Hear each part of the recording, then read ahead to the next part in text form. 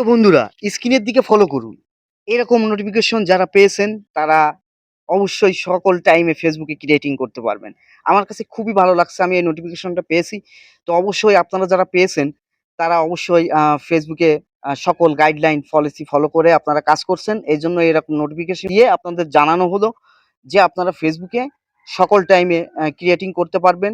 তো বন্ধুরা, যারা পান নাই তারা অবশ্যই ফেসবুকের গাইডলাইন ফলো করে কাজ করবেন।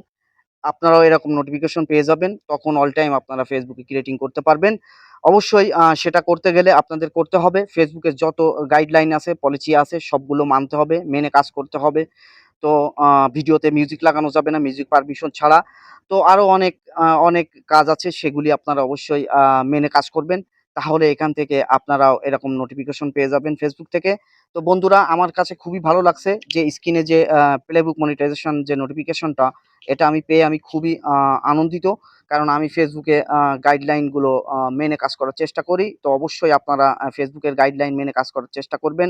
অবশ্যই আপনারা এরকম নোটিফিকেশন পেয়ে যাবেন। আর এই নোটিফিকেশনটা পেয়ে গেলে আপনি একদিন না একদিন এই ফেসবুক থেকে অবশ্যই সাকসেস হতে পারবেন, সফল হতে পারবেন। তো বন্ধুরা, ভিডিওটা যদি ভালো লাগে শেয়ার করে টাইমলাইনে রেখে দিবেন। অন্যকে দেখার সুযোগ করে দিবেন বন্ধুরা। তো ভালো থাকবেন। দেখা হবে আগামী ভিডিওতে।